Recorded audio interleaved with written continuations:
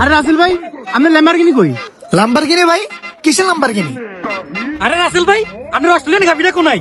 আরে রাসেল ভাই, আপনি শোরুমে গাড়ি দেখালেন একটা, রাস্তা দেখালেন আরেকটা, কাহিনী কি? হ্যাঁ আরে ভাই আর কই না, আপনাকে খোঁজা নিয়ে আমরাও খোঁজা নিয়ে বিদেশ থাকতেন না লাম্বারগিনির মারে বাপ। ভাই আপনার গাড়িটা দিয়ে ভাই, ভাড়া দেবো ভাই।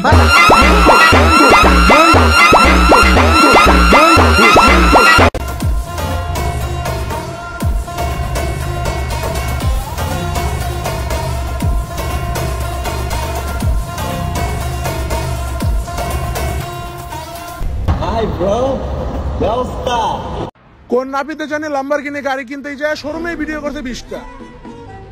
তা আমার অবুঝ মনে জানতে চাও একটা প্রশ্ন, গাড়ি কি এখনো শোরুমে আছে নাকি বাসা পর্যন্তও গেছে?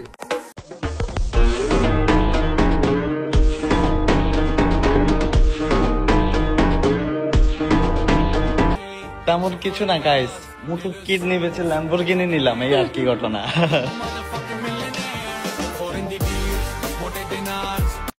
কোন বউ ব্যবসায়ী জানি দুবাই করে ডাব ব্যবসা, সে আবার ওমরকে বলে খাস তুই নেশা, মানুষকে পচানোই কি তোমার পেশা? এই যে এক্সকিউজ মি ভাইয়া। হ্যাঁ ভাইয়া বলেন। আপনি কি টিকটক ভিডিও করেন? হ্যাঁ করি। তো এই টিকটক ভিডিও যে করেন, আপনার কোনো স্বপ্ন আছে? হ্যাঁ একটা স্বপ্ন আছে। তো কি ধরনের স্বপ্ন একটু বলেন। স্বপ্ন হলো আমি একটা ল্যাম্বরগিনি শোরুমে যাবো, 200 ভিডিও করবো। ও আচ্ছা, তো এই স্বপ্নটা পূরণ করতে হলে আপনি আবার আপনার আগে কি করতে হবে? একটা গাভি ফালতে হবে।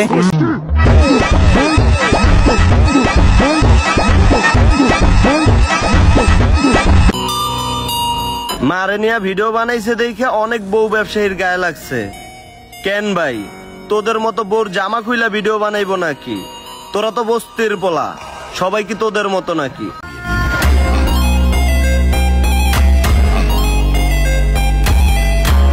তুমি হয়তো সবার কাছে ব্র্যান্ড হতে পারো, বাট আমার কাছে তুমি টিস্যু।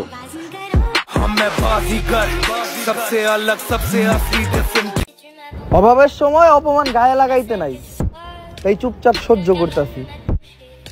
একবার কাটতে দেও অভাব, অনেক ভয়ঙ্কর হইব এই অপমানের জবাব।